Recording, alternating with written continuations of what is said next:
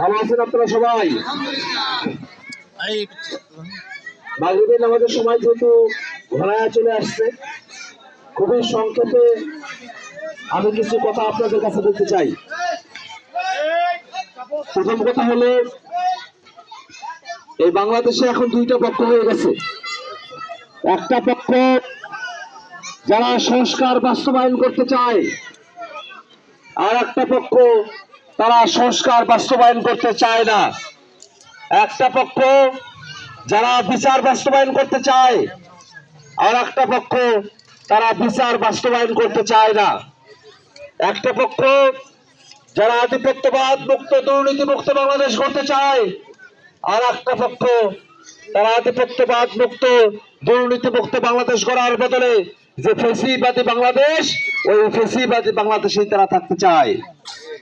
এখন সিদ্ধান্ত নেবার পালা, আমরা কি আগের ফেসিবাদী কাঠামোতে থাকবো, নাকি নতুন যে বাংলাদেশ, পরিবর্তনের যে বাংলাদেশ, নতুনের বাংলাদেশের সাথে আমরা থাকবো? সেই নতুনের বাংলাদেশের জন্য আমার দল জাতীয় নাগরিক পার্টি এনসিপি, জামাত ইসলামী সহ 10টা দল আমরা একত্রে নির্বাচন করার সিদ্ধান্ত নিয়েছি। এই সবগুলো দলের পক্ষ থেকে কাউনিয়া এবং পীরগাছায় আমাদের মার্কা কি, এই জিনিস আমরা সবাই জেনে ফেলেছি যে আমাদের মার্কা শাপলাকলি। 10 দলের মার্কা শাপলাকলি, সাধারণ জনগণের মার্কা শাপলাকলি, সবার মার্কা শাপলাকলি আমরা জেনে ফেলেছি, তাই না? এখন শাপলাকলি মার্কাকে আল্লাহ যদি জিতায় নিয়ে আসে, তাহলে এই কাউনিয়া পীরগাছার মানুষের জন্য আমাদের পরিকল্পনা কি, সেই ব্যাপারে আমি দু একটা কথা বলবো। কারণ আমাদের দেশটা স্বাধীনতার 54 বছর হয়ে গেছে, এখনো পর্যন্ত সাধারণ মানুষের অধিকার প্রতিষ্ঠা পায় নাই। এখনো পর্যন্ত আমাদের চাষা ভুষা গ্রামের মানুষেরা সরকারি অফিসে কোনো ঝামেলা নিয়ে গেলে অফিসের ভিতরে তারা যাইতে পারে না, তাদেরকে বারান্দায় ঘুরে ঘুরে জুতার তলা ক্ষয় করতে হয়। কোন একটা আইনগত বিষয় নিয়ে ঝামেলায় পড়ার পরে আমরা থানায় গেলাম যে আমরা বিষয়টার সুরাহা করতে পারবো। দুর্ভাগ্যের বিষয়, থানায় যাওয়ার পরে পেনশন কমা দূরের কথা, পেরেশানি আরো বেড়ে যায়। আপনাদের ছেলে মেয়ে সরকারি চাকরির পরীক্ষায় প্রথম হইল, চাকরির পরীক্ষা দিয়ে ফার্স্ট হওয়ার পরে সে যে চাকরি পাবে তার কোনো গ্যারান্টি আছে? এইরকম অনিয়মের মধ্য দিয়ে বাংলাদেশ চলতেছে। সেই অনিয়ম গুলো থেকে বের করে এসে নতুন এক বাংলাদেশের জন্য আমরা একখানে হয়েছি। একটা সুন্দর সিস্টেমেটিক ওয়েতে ফাংশন করা বাংলাদেশ। বিদেশের উন্নত বিশ্বগুলো তাদের প্রতিষ্ঠানগুলো যত শক্তিশালী, প্রত্যেকটা প্রতিষ্ঠান জনগণের কাছে দায়বদ্ধ, জনগণের সেবায় নিয়োজিত, এমন করে প্রতিষ্ঠানগুলোকে গড়ে তোলা।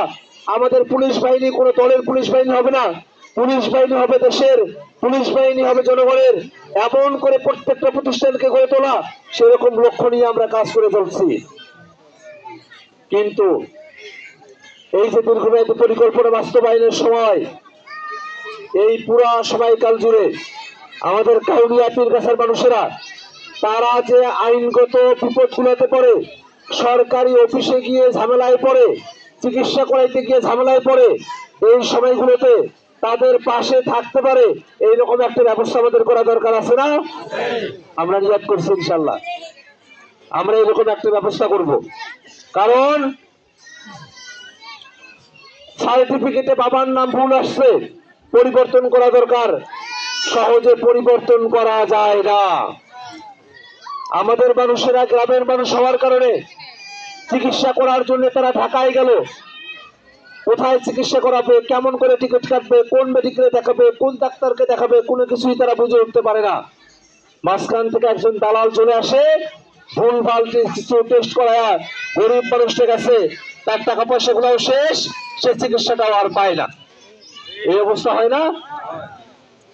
এরকম বিপদের সময়টাতে আমাদের পাশে যদি একটা মানুষ থাকে, জানলেওয়ালা মানুষ, তাহলে আমাদের উপকার হবে না? আমরা নিয়াত করছি ইনশাল্লাহ আল্লাহ যদি শাপলাকলি মার্কাকে কাউনিয়া পীরগাছায় কবুল করে, তাহলে এই কাউনিয়া পীরগাছার মানুষের অফিসিয়াল সমস্যাগুলো সমাধান করার জন্য আর চিকিৎসার সময়টাতে তাদের পাশে থাকার জন্য আমরা একটা জনসেবা সেন্টার বানাবো। এই জনসেবা সেন্টারে বিশ্ববিদ্যালয় থেকে পড়ে আসা শিক্ষিত ছেলেরা সেখানে কাজ করবে। আর আমাদের ধরেন কোনো মানুষ রোগী হইল, চিকিৎসার জন্য ঢাকায় গেল, তার সাথে আমরা একটা ছেলেকে দিয়ে দেব। সেই ছেলেটা জানে কোথায় কিভাবে কি হবে, টিকিট কাটা থেকে শুরু করে নিয়ে ওষুধ কিনা প্রত্যেকটা সময় রোগী এবং তার পরিবারের পাশে একটা ছেলেকে আমরা দিয়ে দেব। এই যে বিপদের সময়টাতে আমরা একটা সেবা পাবো, বিপদ থেকে রক্ষা পাওয়ার মতো একটা উপকার আমাদের হবে, একটা ব্যবস্থা আমাদের হবে, এই সেই উপকারটা আমাদের জন্য একটা বড় উপকার না? ওই 200 টাকার শাড়ি লুঙ্গির যে উপকার, তার থেকেও এই যে বিপদের সময়টাতে আমাদের পাশে থাকার মতো একটা ব্যবস্থা, সেই উপকারটা আরো বড় উপকার না? আমরা সেটা করবো ইনশাল্লাহ। এবং এই জনসেবা সেন্টারে আপনারা যেসব সেবা পাবেন তার জন্য আপনাদেরকে কোনো পয়সাও দিতে হবে না, সম্পূর্ণ বিনামূল্যে জনসেবা সেন্টারের সেবাগুলো আপনারা পাবেন ইনশাল্লাহ। আমরা একটা স্বচ্ছতা এবং জবাবদিহিতার রাজনীতি করতে চাই, কিন্তু দুর্ভাগ্যের বিষয় কি জানেন, বিভিন্ন জায়গায় গিয়ে শুনি যে ভাই আমাদের মসজিদে বাজেট আসছিল 1 লাখ, কিন্তু 10-20 হাজার দিয়ে বাকিটা ওরা নিজেরাই দিয়ে গেছে। এরকম হয় না? এটা বন্ধ করা দরকার আছে না? এটা আমরা বন্ধ করতে পারি না কেন জানেন? কারণ আমরা জানি না আমাদের জন্য কতটুকু বরাদ্দ আসলো। আমরা যদি জানতাম আমাদের জন্য 1 মণ চাল বরাদ্দ আসছে, তাহলে 5 কেজি করে 8টা বাড়িতে দেওয়া যায়, হিসাব করতে পারতাম না? আমরা এটা হিসাব করতে পারতাম, কিন্তু আমাদেরকে জানতে দেওয়া হয় না। আমরা রিয়াদ করছি ইনশাআল্লাহ। আল্লাহ যদি শাপলাকলি মার্কাকে কবুল করে, তাহলে কাউনিয়া পীরগাছার প্রত্যেকটা ইউনিয়ন পরিষদের সামনে আমরা একটা বোর্ড টানায় দেব। ওই বোর্ডের মধ্যে লেখা থাকবে কোন এলাকার কোন মসজিদ, কোন মাদ্রাসা, কোন মন্দিরের জন্য কত টাকা বরাদ্দ আসছে, সুন্দর করে সেখানে লেখা থাকবে। তাতে আমাদের 2টা লাভ হবে। এক, যার যেটা ন্যায্য পাওনা আছে সেই ন্যায্য পাওনাটা তারা সঠিকভাবে বুঝে পাবে। আর 2, যারা পকেট ভারী করার রাজনীতি করতে চায়, আছে না এরকম কিছু মানুষ যারা পকেট ভারী করার রাজনীতি করতে চায়, জনগণের হক নষ্ট করার রাজনীতি করতে চায়, তাদের পকেট ভারী করার রাজনীতি চিরতরে বন্ধ হয়ে যাবে ইনশাআল্লাহ। আমরা এরকম স্বচ্ছতা, জবাবদিহিতা এবং যার হক যেরকম করে পাওয়ার কথা সেটা তার কাছে পৌঁছায় দেওয়ার রাজনীতিটা আমরা করব। এই জায়গায় বয়স্ক ভাতা, বিধবা ভাতা, প্রতিবন্ধী ভাতা খুবই অল্প পরিমাণে সরকার দেয়, এটাতে পোষায় না, এটা বাড়ানো দরকার, এটা আমরা জানি, এই দাবিও আমরা সরকারের কাছে করি। কিন্তু যতটুকু পরিমাণে দেওয়া হয় সেটাও কি মানুষেরা সঠিকভাবে বুঝে পায়?